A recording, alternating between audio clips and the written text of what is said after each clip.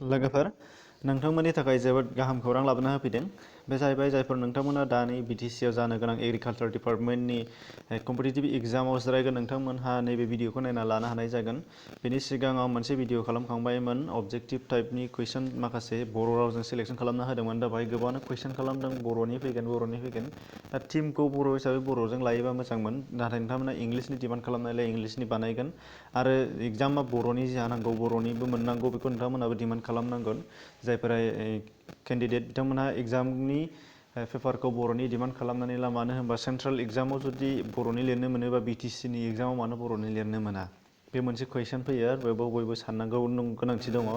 दा जिखि जाया मानो बाहाय नोंथांमोननो खिन्थानो आखायाव लादों आङो प्रिभियास इयारनि बिटिसिनि एग्रिकालचार डिपार्टमेन्टआव फ्राय बोसोरनै बोसोरथाम बिदि उनावहाय एग्रिकालचार डिपार्टमेन्टआव बिदि जब ओंखारबाय थायो रिक्रुटमेन्ट ओंखारबाय थायो दा बे हिसाबै सिगाङावबो गोबां एग्जाम जानानै थांखांबाय बे सिगांनि एग्जामाव जालांनाय कुइसन्सफोर नोंथांमोननो बाहाय दिखांना होना लानाय जादों।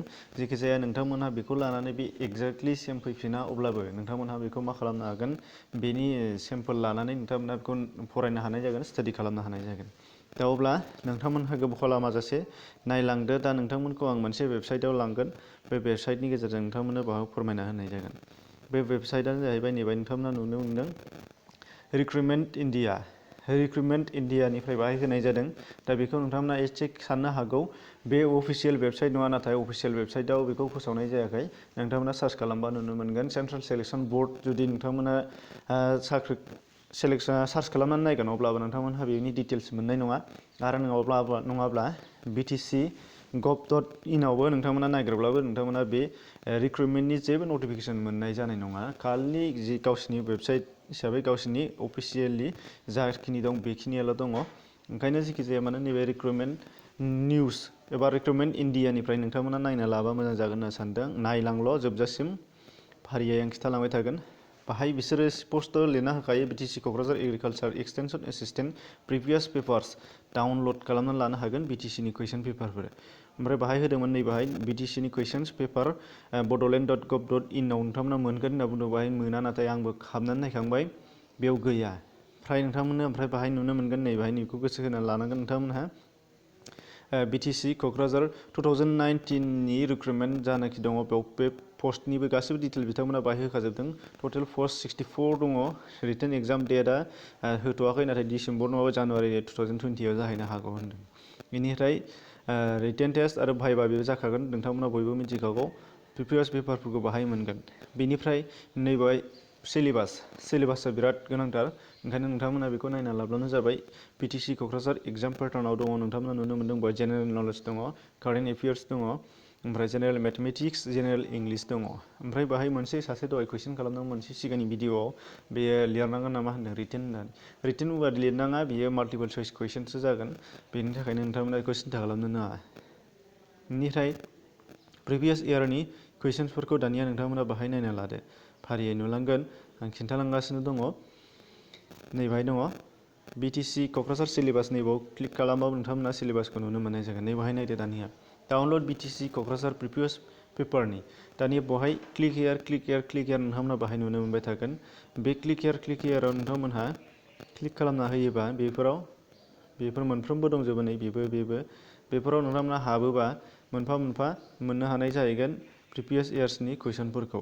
हमनानै ला नोंथांमोननि थाखाय आं मोनसे नैबेखौ बानायसै answer key BTC Kokrajhar agriculture extension assistant solve paper with answer key बेखौ आं नोंथांमोननो बाहाय क्लिक खालामना होबाय क्लिक खालामना होगोन अब्ला नोंथांमोना बाहाय डाउनलड अपसन ओंखारगोन आं डाउनलडआव होनोसै डाउनलड होनाय लोगो लोगो बेयो अपेन जाहैसिगोन डाउनलड जाखांनायनि नोंथांमोननियावबो बेबायदिनो सेमनि अपेन जाहैगोन मेथमेटिक्स पेपार बेयो नै गोजौआव नाम होदों दा बेनिफ्राय बाहाय नुनो मोनगोन नै मा दङ एरिथमेटिक सेम्पल कुइसन्सफोर फैदोंमोन होनदों दा बेयावहाय नोंथांमोनहा बेखौ नायना लानो हानाय जागोन गासिबो बेवहाय आङो डाउनलड खालामनाय जाबाय नाथाय बेयो आंनावसो थाबाय नोंथांमोना ओंखायनो बैयाव लिंकआव हाबनानै डाउनलड खालामबानो जाबाय। बेनि अनगायै आं मोनसे नागिरबावनि बे थांबाय बेनिफ्राय इंलिस दङ प्रेक्टिस रिजनिं दङ एग्जामपल बेफोर आलादा नैबे गोजौनिखौ नायबानो जाबाय एसिस्टेन्ट सेम्पल पेपार्स नैबेखौ नायदो हमनानै ला नैबे मोनसे लास्टनिखौ नायबावबाय डाउनलड खालामनानै नायनाय डाउनलड जाखांनाय लोगो इंलिसनि फैबाय नै दा बाहाय नाथाय गोजौआव जेबो नोंथांमोननि थाखाय फोरमाननि थाखाय दा एग्जाम पेपारनि जेबो बाहाय नुनो मोननाय जायाखै। अब्लाबो नोंथांमोना बेखौ नायनानै सोलोंना लानो हागोन। बेनि अनगायै मोनसे नायबावनि गासैखौबो नायजोबगोन आं डाउनलड खालामनानै नोंथांमोननो खिथाजोबगोन, नोंथांमोना डाउनलड खालामनानै नाय जाहाथे। बेनिखायनो नैबेहाय नायबाय मडेल पेपार दङ, मडेल पेपारखौ नैबेखौ नायनोसै फार्स्ट पेजनिखौ, फार्स्टनिखौ डाउनलड खालामदो। डाउनलड खालामनानै नायबाय, बेबो कारेन्ट एफेयार्स बे 2009नि 2009नि माने 2009आव जानाय BTCनि एग्रिकालचार रिक्रुइटमेन्टनिमोन बेयो, ओंखायनो बे समनिमोन बियो। बेनिफ्राय नेक्स्टखौ नायदो, नैबेयाव थार्डआव नुदों मडेल पेपार, सेकेन्डनि बे डाउनलड खालामनानै नायनि।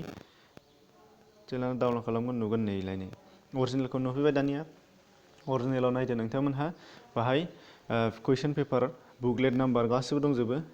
बेखौ फारि फारि नोंथाङा नायबानो जाबाय BTCनि। दानिया नायदो नै बथ हिन्दी आरो इंलिसजों फैनाय। The diameter of the wheel of a car is 84 centimetre and the speed of car is 70 kilometre hour. बे मेथमेटिक्सनिमोन बियो। फारियै ओरै नायलांजोबबानो जाबाय नोंथांमोना, बे पेपारनिमोन बियो। दा जिखु जाया नोंथांमोना हमनो हाबाय जानांगौ आं मा दिन्थिनो आखायाव लागासिनो दङ। नोंथांमोना बे लिंकखौ, बे वेबसाइटनि लिंकखौ नोंथांमोना डिसक्रिपसनाव मोनगोन। बेयाव थांनानै नोंथांमोना डाइरेक्टलि हाबहैनो हागोन आरो बेफोर गासैखौबो पेपारफोरखौ डाउनलड खालामनानै नायनो हानाय जागोन। स' दिनैनि भिडिअ'आ बेखिनियानोमोन लोगोफोर। चेनेलाव गोदानै फैदोंमोन नोंथांमोना साबस्क्राइब खालाम, जाहाथे उननि भिडिअ'खौ नुनो मोनो। नटिफिकेसन बेलखौ थुनानै हो, शेयार खालामनानै हो। गोजोन्थों।